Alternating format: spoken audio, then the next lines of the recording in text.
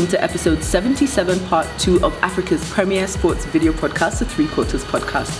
As usual, remember to jump onto the hashtag Road to Japan to support the Kenya Simbas as they are still looking to qualify for the Rugby World Cup in 2019 in Japan.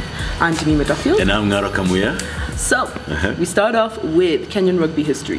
First of all, I think it's really good that, before we say the school that we're looking at, that rugby is not just, played in Nairobi and in Western. Yes. And, places where, it's really strong and dominant. And, so now we take a look at a little town city.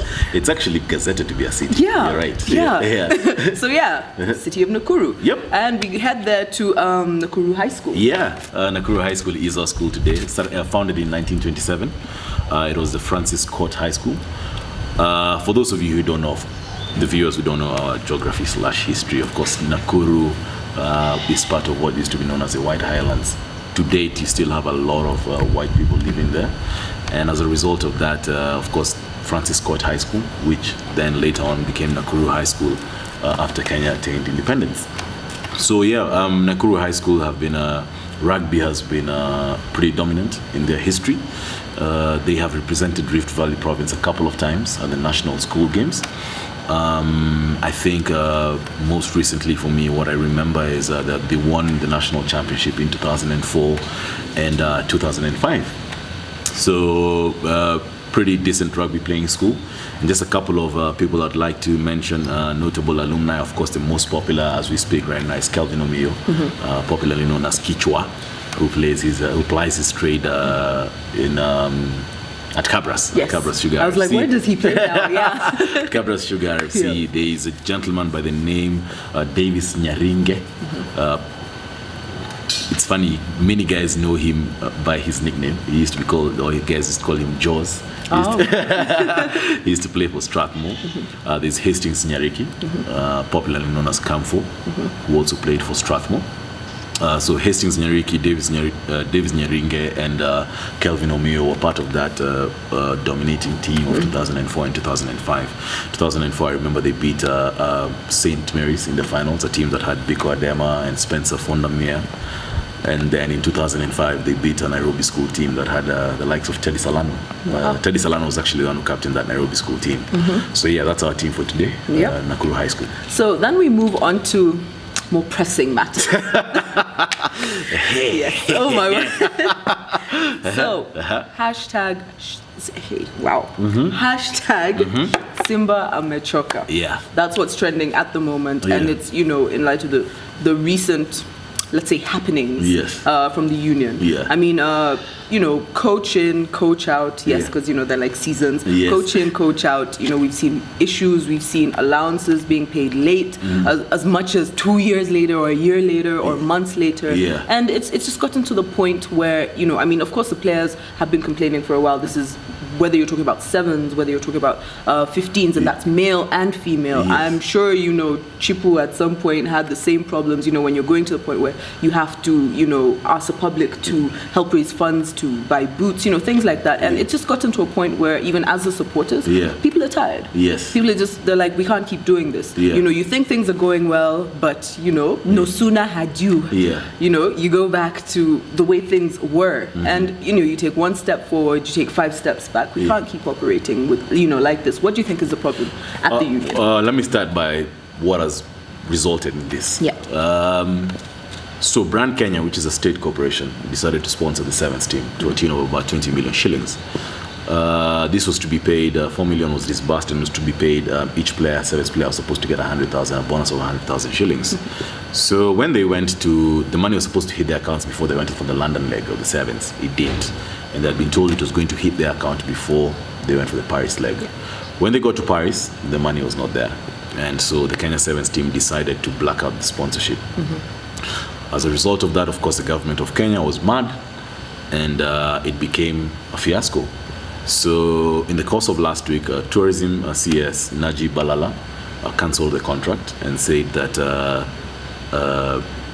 it's not from the state side, from the government side, they just weren't going to take it. The Kenya Rugby Union came up and gave an excuse and said that the 4 million that was paid to the union was to offset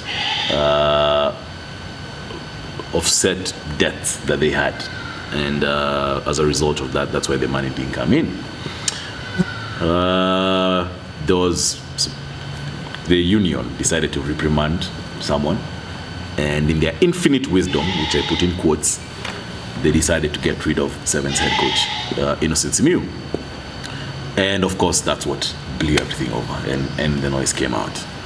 Fine, Brand Kenya is one of the things people are talking about, but there's a bigger rot that I actually want to address. I'll start by saying that whether it's confirmed or not confirmed, I'm just speaking from what I've heard, and from what I've heard is from credible sources.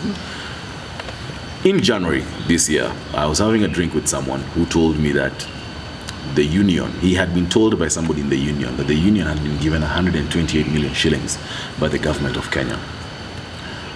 Remember, at the beginning of the year, and we actually did discuss it on the Three Quarters podcast, the union presented a budget of 330 million shillings to the government of Kenya to assist in running their operations for this year. Yep. A couple of things were to be the women's team, the Lionesses, Kenya Sevens team with the Sevens World Cup coming, and the biggest thing being the 15th team, the Simbas team with the Rugby World Cup qualifiers. And this, whoever I was having a drink with told me that they had been told by somebody very high up in the union that they had been given 128 million shillings. And whoever I was having a drink with asked the union official, so why aren't you saying it? Because remember, SportPesa had pulled out. Yeah. And the union official said, we do not want suppliers to come after us. Okay. I went on to tell whoever I was having a drink with that I got the feeling that they were holding that money so that they could use it for the elections that was coming up in 2 months. And the elections is happening in March. Fast forward 6 months. 6 months now, since January. Again, I was having conversations in passing with some people, and some people told me that they had actually done the investigations, and they actually did confirm that 128 million was paid by the government of Kenya to the Kenya Rugby Union. And of the 128 million, only 28 million or 31 million, whatever the union says, has been used. So then the question arises, where's the rest? Where's the rest of the money? Where's the 100 million shillings? It's very sad.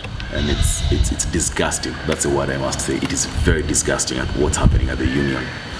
That some people can sit down and decide that they're going to take all that money, 100 million, whatever money it is. We don't know how much it is, but there's something that's certain. Some money has gotten lost, and some people are benefiting from it. People make excuses that, oh, these directors have fundraised, these directors have made have their own businesses to run. No one asked you to come be a director. You actually offered yourself for the position of directorship. You lobbied, actually. You lobbied for this position. So when you put your name on the line for you to be a director of the union, then don't come and give me these excuses about, I have another business. I didn't ask you to be there. You chose to be there, and you asked for my vote. And my vote meaning that I'm the club person. So let's start there. Don't give us excuses about you having other jobs. We don't care. To be honest, no. I mean, this is when you take up something else. That means that you have sat down and thought about handling both things, and you know, because you are an adult of sound mind. We assume. You decided that I can do this, and I can also take on this. Exactly. So when you come up and you say, oh, but my other job. That's not my business. It's not my business, and I'll just use an example closer to home. Demima, you and I have our other jobs. But we have this running together with our other team, the Three Quarters podcast, and we have an obligation to our viewers each and every weekend to publish. The viewers don't care if they want an episode up, so an episode has to go up. It's the same thing. We don't care if you have another job. Okay, fine, we do, but we don't care. You gave yourself up for this position of directorship, then do what you're supposed to do. So some money is missing somewhere. And for me, the thing that irritates me the most is that in 2018, and we said this on last week's episode, in 2018, a union is depending on sponsorship. That's absurd.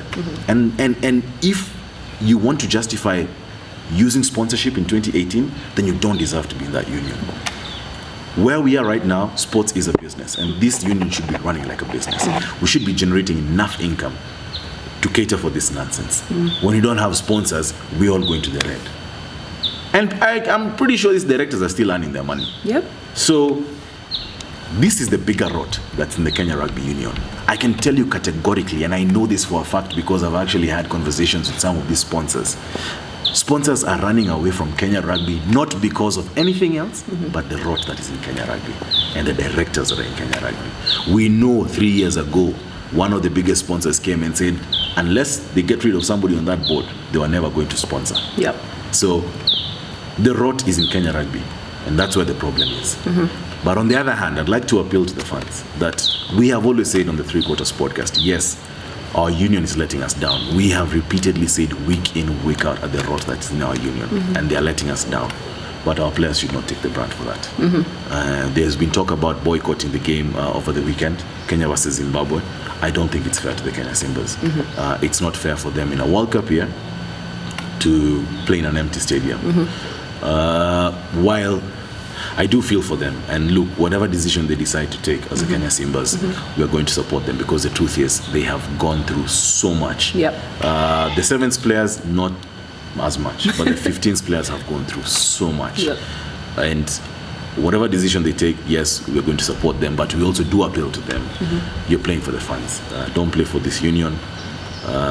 I don't know who's going to come in and rescue the situation, but at the very least, the union should stop lying to us. They're the problem, they're the rot, and they're the reason that Kenya Rugby is performing the way it is right now. I'd like to know what guys think, what they think is the problem also, what they think can be a solution to this.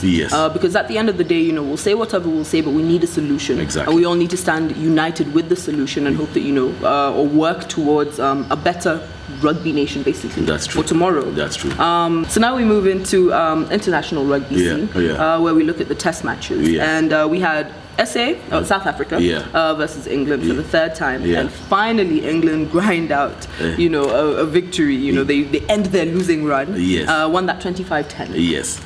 South Africa versus England. I'll just mention because of time, after I mentioned all the results. New Zealand beats France 49-14. I think stellar game by Damien McKenzie, and New Zealand showing that the depth that they have in the team. A couple of guys have come out. Jack Goodhue, Sonny Bill Williams is back in the team. It was a very good performance by Damien McKenzie at number 10. Australia versus Ireland, 16-20 to Ireland. Very competitive and very very captive team performance by Ireland, and Ireland winning that series 2-1, showing that they're the dominant nation in the Northern Hemisphere. And to the game that you just mentioned, South Africa versus England, England beating South Africa 25-10. Johnny May has had a very good tour in South Africa, but I must say that, look, yes, South Africa had already wrapped up the series, and therefore they were trying out a couple of combinations. So I wouldn't really take this England win, but as a win, because South Africa are not really to full strength. But all in all, a good performance by England. And I think generally what this does is that it sets up a very good this is a very good preview to what's going to be the 2018 Rugby Championship. I'm sure a lot of people are looking forward to that. Tell us. tell us if your team won. I know there are people who are not very happy. Guys, remember you can find us on social media by following us on Instagram, liking our page on Facebook, and subscribing to our YouTube channel. I'm Jimmy Maduffield. And I'm Ngaro Kamuya. See you in part 3 for the special World Cup segment. Podcast. As usual, remember to jump onto the hashtag Road to Japan to support the Kenya Simbas. Yo, I'm sorry. What the? I know. Wait, so when you just said, do I continue? Just continue. Okay.